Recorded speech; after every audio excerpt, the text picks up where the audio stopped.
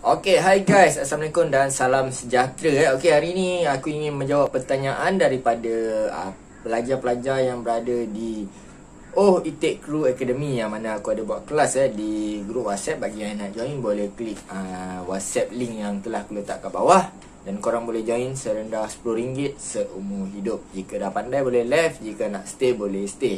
So far lebih kurang dah 48 orang pelajar dalam grup tersebut. Okey, berkenaan dengan isu copyright, yang mana reuse content ataupun gunakan muzik ataupun gunakan lagu Macam mana seseorang YouTuber tu dia boleh tahu video mereka sedang digunakan. Bagi sifu-sifu yang main agak-agak je, dia akan kata guna je lah kan, video tu aku buat boleh je kan. Ada yang buat video react, dia kata aku pakai okey je. Kenapa pula boleh korang kata tak boleh guna kan? Sebenarnya mereka tidak tahu berkenaan dengan apa itu copyright YouTube, iaitu apa itu reuse content. Walaupun korang menggunakan sedikit video mereka untuk digunakan sebagai reaction video, ianya tetap diberitahu kepada owner tersebut. Cuma owner tersebut tidak mengenakan apa-apa, sebabnya owner tersebut tak kisah pun lah. Orang kata, alah kau nak guna-gunalah. Tapi biasanya kalau korang menggunakan lebih kurang 100% ataupun mengguna semula, orang kata download ataupun rakam dan mengguna post semula di YouTube korang, ataupun orang kata 100%, contoh macam movie drama, filem, klip lagu kan, ataupun video-video orang lain yang membawa maksud korang mencuri karya tersebut, itu biasanya owner tersebut akan membuat tindakan. Tindakan tersebut ada dua, sama ada meminta profit sharing sama ada 50-50 ataupun sebanyak 100% daripada video tersebut. Sekiranya korang dah berjaya menjadi YouTube partner, bermakna video tersebut pendapatan akan pergi sedikit sebanyak ataupun semua kepada owner video tersebut ataupun owner lagu tersebut. Okey, jelas Jadi macam mana owner tersebut boleh tahu? Ramai orang kata kau sembang lah kan, macam lah pandai sangat.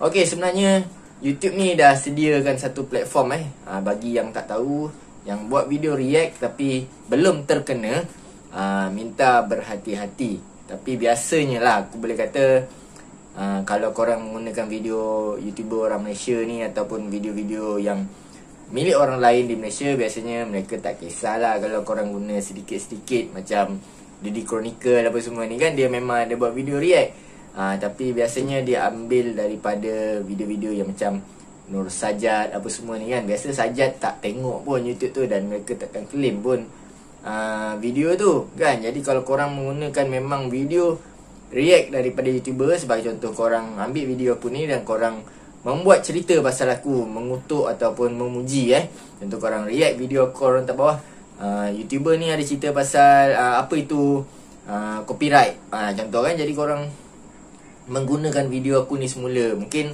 10%, mungkin 20%, mungkin 30%, 50%. Jadi aku dapat info dan aku tengok pun macam, alah biarlah dia nak guna kan, just react untuk umum kan. Jadi kita tak adalah kisah sangat. Tapi sekiranya korang re-upload maksudnya korang download video aku ni 100% daripada mula sampai akhir, itu dah dikira mencuri, dan kemungkinan aku akan take down video tersebut. Okey, macam mana nak tahu?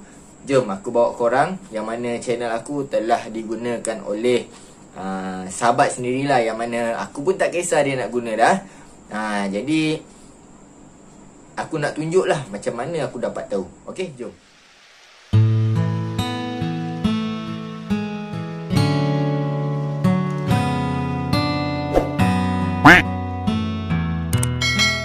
Okey, minta maaf terlebih dahulu aku tak naklah buat secara screen recorder, sebab aku malas nak transfer file-file daripada iPad ni kepada banyak medan Okey, jadi aku nak tunjuk korang yang mana apabila seseorang itu telah menjadi YouTube partner, dia akan mendapat satu bahagian yang bertanda C dekat tepi sini.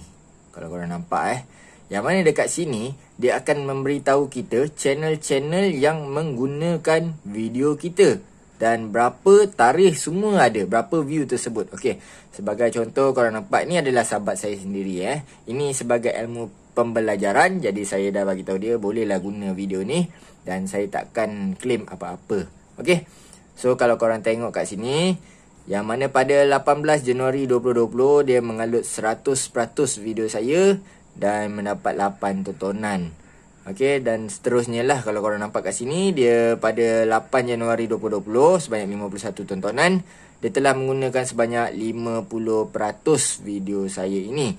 Dan seterusnya. Yang mana kat sini pula ada 1.5k yang mana penonton dan dia menggunakan cuma 20% saja. Okey, sekiranya saya ingin menghubungi beliau untuk sharing, saya akan pergi kepada kotak ini.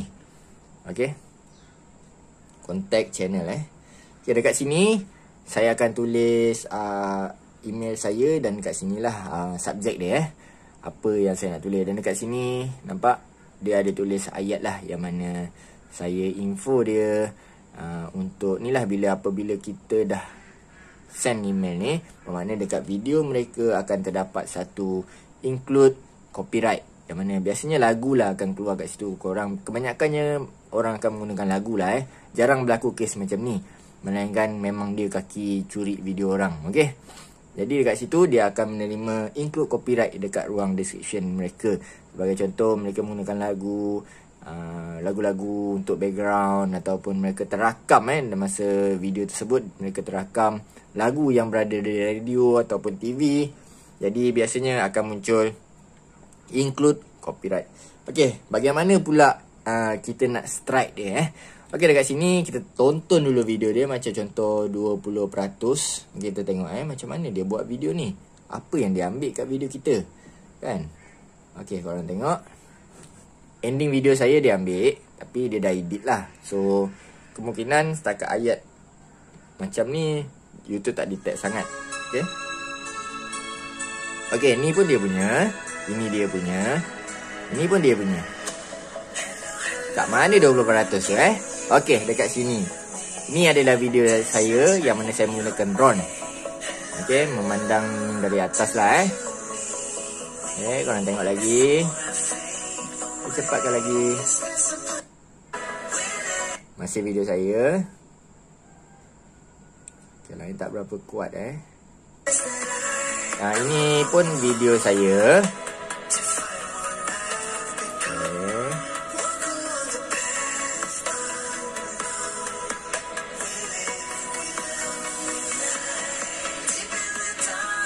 Okay, ini dia punya. Maksudnya dia rojak ini dia punya. Jadi kat sini that's why lah YouTube detect dia menggunakan kita punya video sebanyak 20%. Okey, sekiranya saya nak strike dia kita boleh pergi dekat bahagian sini yang bahagian kalau korang nampak bahagian ini ada notification macam notice ni, tekan. Okey, dekat sini dia akan tulis lah kenapa saya kata ini video saya dan sebagainya lah. Dan saya akan request removal. Dan dia ada dua syarat yang mana standard request removal, yang mana ini akan menjadi copyright strike. Nampak?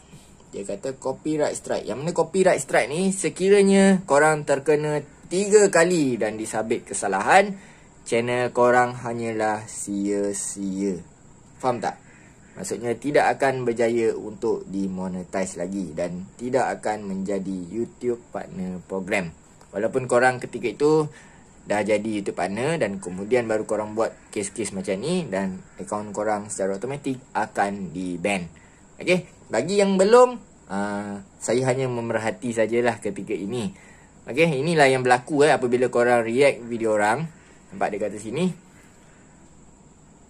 Nampak? Dia kata share information ni, kita isi semua. Dan ini adalah copyright removal, take down request. Okay, well, review each request before taking any action. Nampak kan? Jadi ni bahaya So ini adalah yang dipanggil strike. Kalau korang tak jelas lagi pasal strike, aku tak tahulah.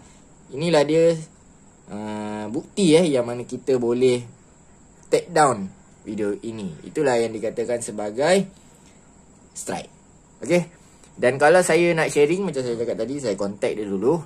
Dan korang bayangkan 1.5k ni, apabila video ini katakanlah dia sudah menjadi YouTube partner, dan segala income yang daripada 1.5k ini adalah milik saya, kemungkinan sebanyak 20% daripada pendapatan tersebut.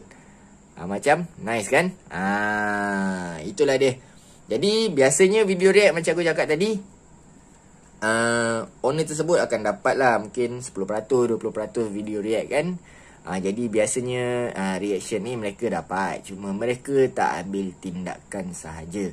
Tapi korang kena ingat, kalau korang react video-video daripada berita, TV apa semua ni, kalau boleh berhati-hati. Sebab orang yang bekerja tersebut bukan macam YouTuber. Mereka menjalankan tugas dan biasanya mereka akan strike channel korang. Jadi kalau nak buat video react, jangan ambil sumber daripada seperti macam TV3, Astro Prima, NTV7 dan lain-lain yang berkaitan lah. Okay? Kalau nak react, react lah daripada sumber-sumber yang berada di Facebook sebagai kemalangan, video-video kemalangan, video-video macam baru ni kita tengok orang terajang budak jatuh daripada stroller kan. Biasanya video-video tersebut dirakam oleh orang yang tiada YouTube channel. Jadi korang bolehlah gunakan video tersebut untuk dibuat reaction. Okay, owner dia pula, siapa yang punya owner tu? Biasanya kalau ada YouTuber yang mengalut 100%, YouTuber tersebut orang pertama yang menggunakan video tersebut dan upload kat YouTube, beliau adalah owner video tersebut. Tapi jangan korang rasa korang memiliki hak 100% sebab korang re-upload orang pertama. Sebab akan, kalau orang kata nasib tak baik, owner tersebut boleh dispute balik. Maknanya dia boleh mengatakan bahawa kita mencuri hasil karya dia sebenar dan telah mengupload di YouTube. Okay, jangan main-main. Dia boleh ban kita juga walaupun dia tak ada akaun YouTube. Sebab itu adalah hak mereka. Sebagai contoh, video kemalangan, dia tengok alamak suami dia meninggal kan, kita menggunakan sebagai reaction dan ianya mengganggu sensitiviti keluarga tersebut dan ianya akan di-ban. Sebagai contoh, kita tengok pasal baru-baru ni Bangla TV Al Jazeera. Tengok berapa ramai orang report video tersebut dan video tersebut bakal di take down oleh YouTube sendiri. Walaupun tiada orang kata apa, video tersebut adalah dirakam oleh mereka sendiri, tapi tidak semestinya kita boleh membuat video sesuka hati tanpa memikirkan sensitif sesuatu perkara tersebut. Sebab dalam YouTube polisi, kita sedia maklum bahawa kita tidak boleh membuat video-video yang melanggar ataupun melibatkan sensitiviti sesuatu hal. Okey, jadi inilah salah satunya kenapa dan bagaimana kita dapat tahu orang menggunakan video kita. Korang bayangkan ada berapa kat sini almost 10 video Kalau saya strike 3 pun dah cukup lah. Orang kata bye-bye lah channel sahabat saya ni. Walaupun dia dah ada 823. Apabila capai syarat nanti, YouTube akan tidak membenarkan mereka menjadi YouTube partner program. Sekiranya saya minta sharing, then no problem lah. Biasanya lepas. Dan kalau saya minta removal, dia tak remove, biasanya dia akan muncul sebagai reuse content. Jadi sila padam video ini untuk menjadi YouTube partner. Dan sekiranya saya strike video ini, bermakna tamatlah riwayat channel ini. 10 video kot. Jadi korang faham kan maksud? Benda ni bergantung kepada YouTuber tersebut. Kalau kita berniat tak baik, saya boleh je nak ban channel ni. Jadi kalau biasa reaction ni, saya boleh kata boleh guna, tapi jangan guna 100%. Okay, terima kasih kerana menonton. Jangan lupa like, share, komen dan subscribe. Semoga korang faham apakah maksud reuse content. Okay, terima kasih kerana menonton. Jangan lupa like, share, komen dan subscribe channel saya ni.